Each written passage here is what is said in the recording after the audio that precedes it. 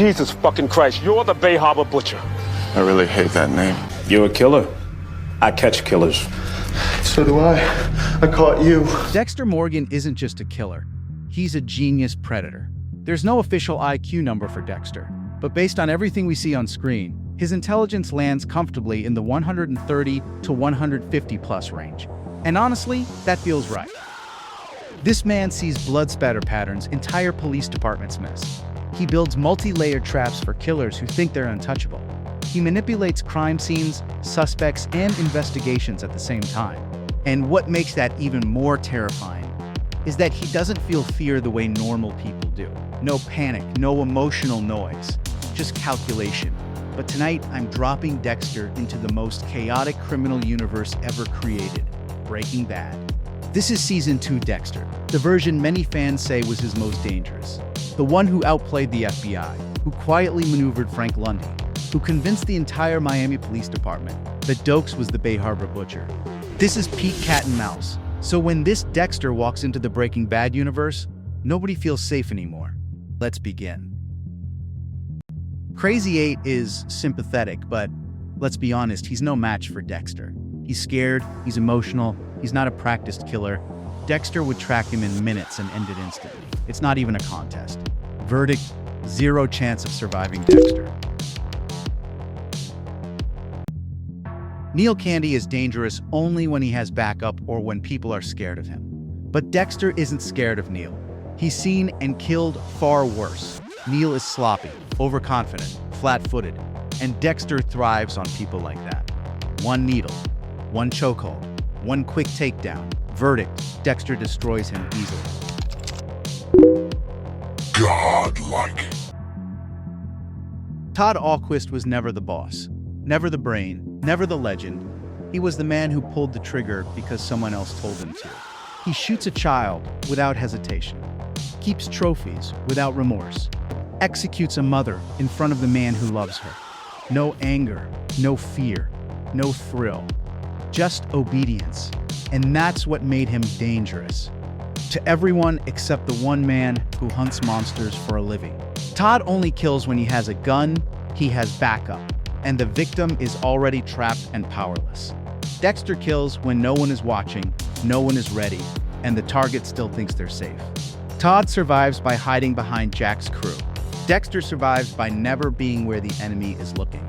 Todd follows routine, and routine builds comfort, and comfort builds blind spots. And blind spots? Oh, these is where Dexter goes for the kill. Todd checks his surroundings for enemies in front of him, while Dexter is already behind him. There is no gunfight here. No warning, no second chance. Todd never realizes he's been chosen, because the most dangerous thing about Todd Alquist is that he never once believed he was the one being hunted. And now, Todd is the one bound in Vastic, somewhere outside Albuquerque, with the desert holding its breath.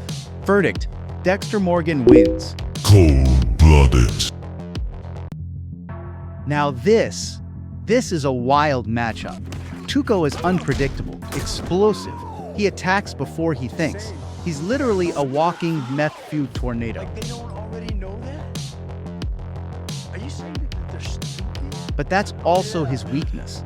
Dexter isn't chaotic, he's precise.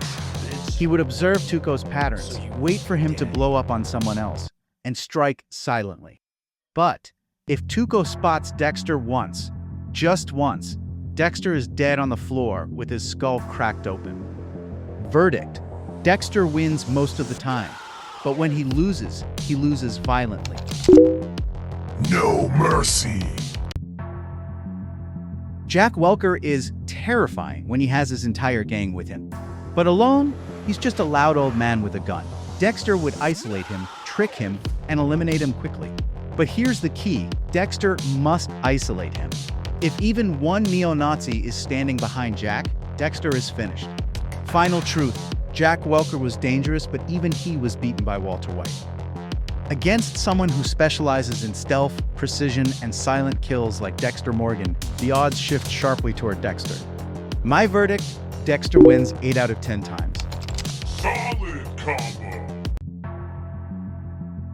Nacho is one of the smartest characters in the Breaking Bad universe, and as a fan of both shows, this matchup excites me because it feels realistically dangerous. Nacho is calm, strategic, paranoid in the right ways. He studies people. Dexter has stealth and experience. Nacho has instincts and intelligence. This fight becomes a chess match. Dexter ultimately wins, but Nacho makes him work for it. Verdict: Dexter wins, one of the hardest kills on this list. Supreme victory! I am the cartel. And from now on, you are my mule. You are going to bring my product north. Before the wheelchair, before the bell, Hector Salamanca was pure violence. A man who didn't threaten first. He acted first. Fear followed. And now he faces someone built for a different kind of killing, Dexter Morgan. A predator who doesn't charge, doesn't posture, and doesn't intimidate. He studies, he waits, and he removes. Hector's power? Cartel muscle at his back, and chaos as a weapon. But Dexter's power is surgical. He's deadly when it comes to stealth, superb in hand-to-hand combat. He's got timing, restraints, and the patience to let the target expose himself. While Hector survives noise, Dexter survives silence. This is the part most people miss. Hector's security isn't as tight and sophisticated as that of Gus Fring and Don Eladio. Hector ruled through the Salamanca reputation. You touch one and you mess with all of them. It's plainly old-school fear and intimidation. If this ever becomes a straight gunfight, Hector absolutely has a chance. He escalates instantly. One mistake from Dexter here means death. But Dexter never challenges killers on their terms. Hector will be in Dexter's crosshairs for routes, escorts, guard rotations, and the gaps between violent moments. He waits for the instant where Hector is between locations, not surrounded and not expecting resistance. Dexter doesn't need chaos. He only needs quiet ones. He doesn't win by overpowering groups. He wins by never fighting the group at once. He isolates, separates, and collapses threats into singles. That's how trained soldiers fall. That's how armed men disappear. Cartel muscle doesn't stop him. It only buys Hector time, if Hector stays alert. There's no cartel firestorm here, no street war. Just the instant Hector realizes this isn't intimidation, it's containment.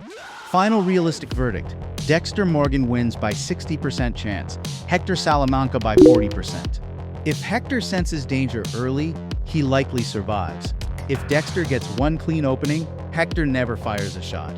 This isn't by any means an easy win. This is a coin flip hunt decided by patience. Dexter wins.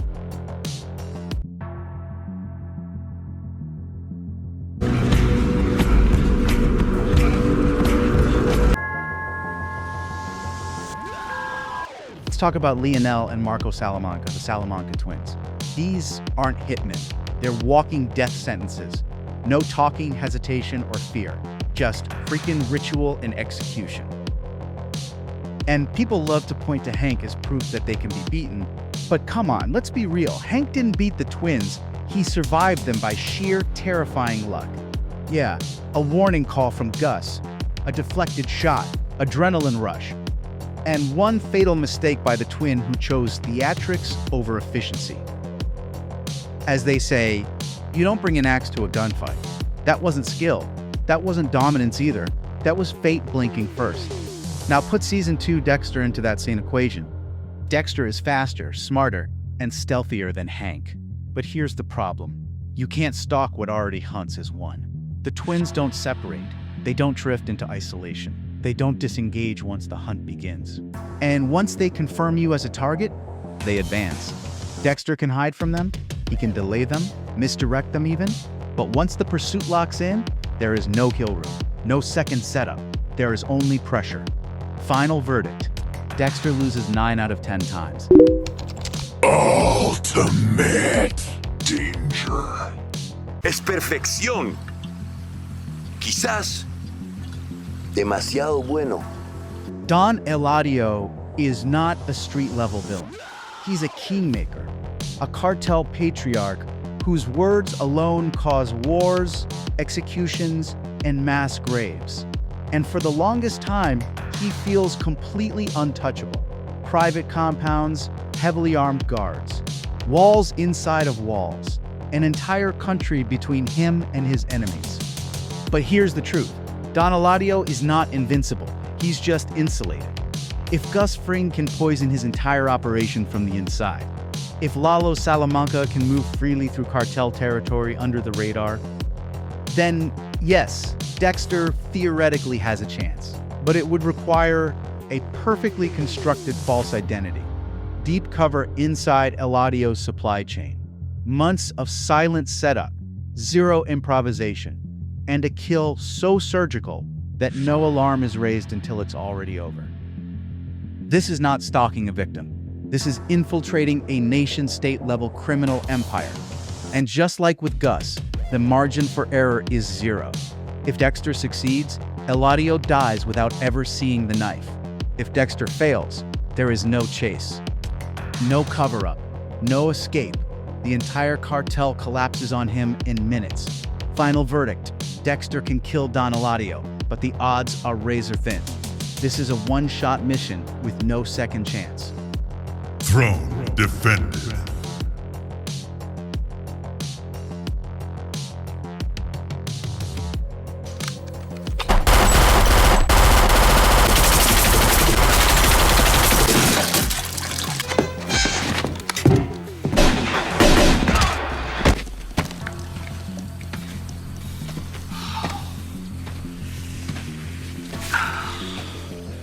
All right, here's my real take.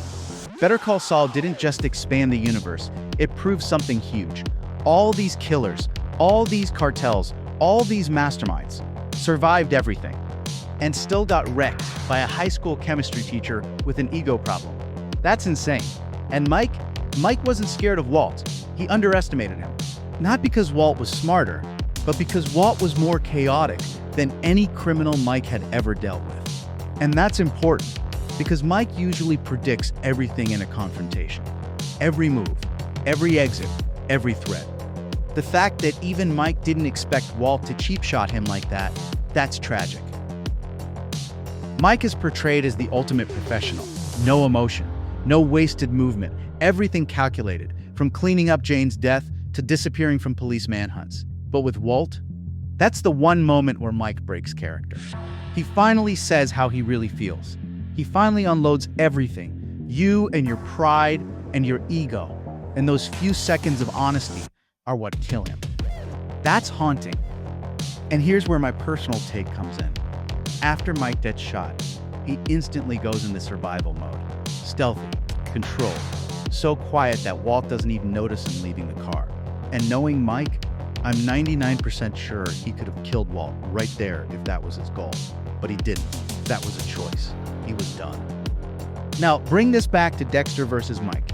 Dexter doesn't fight with ego. He fights with routine. Mike doesn't fight with emotion. He fights with anticipation. So yeah, Dexter can kill Mike, but only in one narrow window. Before Mike knows there's a game. Before the radar turns on. Before the paranoia locks in. Because once Mike detects a threat, he does not lash out emotionally. He plans death like math. Crunchy coleslaw. Tap again and chop celery. Walt only won because he broke every rule of logic and decency at once. Dexter won't do that, which means Mike usually wins this matchup, unless Dexter ends it before it ever begins. You're mine now, so do exactly as I say. So after breaking everything down, skills, weapons, mindset, and experience, here's my final call. Dexter can win this if he gets the perfect ambush, if the needle lands clean, if Mike never sees him coming. But that's a perfect world victory. In the real world, with paranoia, with preparation, with weapons on the table, Mike Ehrmantraut wins more often than not. Yes, Dexter is a predator, but Mike is a counter-predator. Dexter hunts people who feel safe. Mike never feels safe. And once Mike senses he's being watched, the hunt flips. So yeah, this matchup is close. It's dangerous, it's brutal, but in most timelines, Mike walks away, and Dexter never even gets the table ready. Verdict, Mike wins more often than Dexter does. This is the closest, most dangerous matchup Dexter ever faces yet. Danger.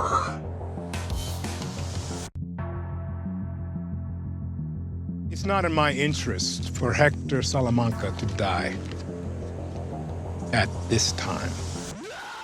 Gus Fring isn't an ordinary criminal. This is a man driven by one of the sharpest survival instincts ever put on screen. Every step he takes is protected. Every location is layered with eyes. Every move is filtered through surveillance, distance, and loyalty enforced by fear. Gus doesn't rely on instinct alone. He relies on systems. And if instinct fails him, he doesn't fight, he delegates. The moment Gus even suspects a threat, he doesn't investigate personally. He sends Mike Ehrmantraut. And that changes everything. Even inside Los Pollos Hermanos, Dexter wouldn't strike. Too public, too many eyes. Dexter needs to own the room. At Los Pollos, the room already owns him.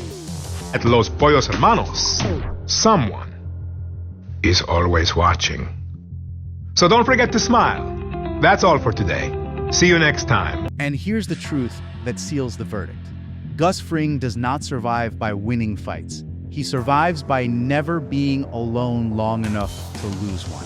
Even when one of the deadliest psychopaths, Lalo Salamanca, got close enough to killing him to make him bleed, Gus still didn't die by chaos. The only reason Gus ever fell was because revenge cracked his discipline. He didn't fall to a rival, he fell to obsession. In that mistake, Dexter Morgan doesn't get to rely on it. Gus Fring runs the world that kills men like Dexter. This isn't predator versus prey. This is predator versus infrastructure. And infrastructure doesn't need to chase you to end you. Final verdict. Gus Fring wins this matchup most of the time. Gustavo wins.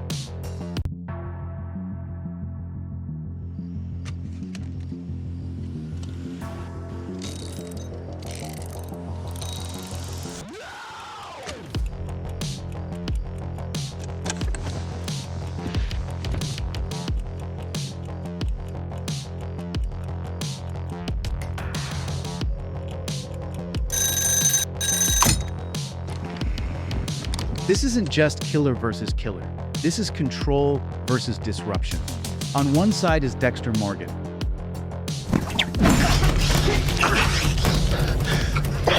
I stopped by your prosthetics lab after I left Deb at the hospital.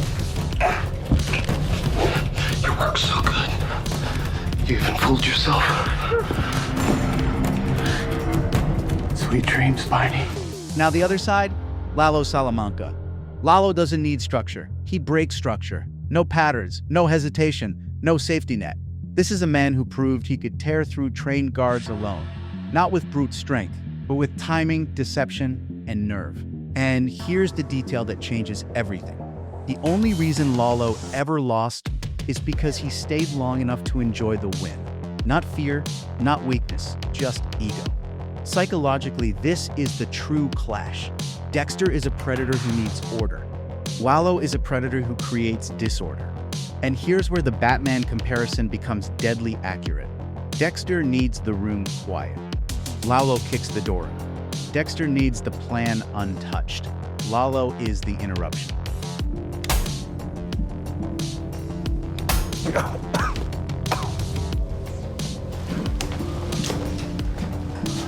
This is what the kill room should look like. So if Dexter gets full prep, full isolation, full control, yes, he ends it clean. But if Lalo senses danger for even a moment, there is no reset, no second setup, no clean recovery. This doesn't become a long battle. It becomes a 10-second collapse. And that's my honest conclusion. Dexter can kill Lalo, but Lalo is far more likely to kill Dexter first. That's my take. No hype, no bias, just survival logic. Overall winner in the most realistic scenarios, Lalo Salamanca. This is the hardest matchup Dexter faces. Lalo wins. This matchup only looks fair on paper. This is not meth. Two outcomes, same universe, no plot armor. On one side is Dexter Morgan, a close-quarters predator built for silence, shock, and control. On the other side is Walter White, not a fighter, but an engineer of death. Poison, bombs, traps, leverage. Walt doesn't overpower you. He designs your ending. Now, here's the part most people miss. Dexter has a real physical advantage over Walt. That advantage does not exist against Lalo Salamanca, and it does not exist against Mike Ehrmantraut. Dexter already knows the name Heisenberg. That removes Walter's strongest shield, anonymity. Dexter tracks routines, waits for isolation, and moves only when the math is clean. Walter is most vulnerable when leaving the car wash after closing, or walking out of a medical appointment, or on a solo desert return with no escorts. It's preparation versus lungs that barely work. One surprise, one clean grab, one moment Walter never planned for. No speeches, no final move, just another body the desert doesn't miss. Walter relies on time, distance, and other people. Dexter only needs proximity once. Walt wins only when he senses the pressure. A car that appears too often, or a face that shows up twice where it shouldn't, or a pattern he doesn't recognize. He doesn't confront the threat, he displaces it. That means surveillance instead of instinct, traps instead of meetings, or someone else like Mike pulling the trigger. In this timeline, Dexter never gets close. Not because he's careless, but because the environment becomes hostile first. A rigged vehicle, a compromised location, or a third party he never accounted for. And this time, the hunter never sees the flash. My final realistic verdict, Dexter Morgan wins 60% of the time. Walter White wins 40%. Not because one is smarter, but because Dexter wins in silence, Walter wins through chaos. And in the real world, silence usually strikes first. It was simple, really. All I had to do was put myself into the mind of a killer. Hardly a stretch. Dexter wins. That's my final verdict on Dexter versus the Breaking Bad universe. If you agreed with the scores, drop a like. If you disagreed, even better, tell me who you think got robbed in the comments.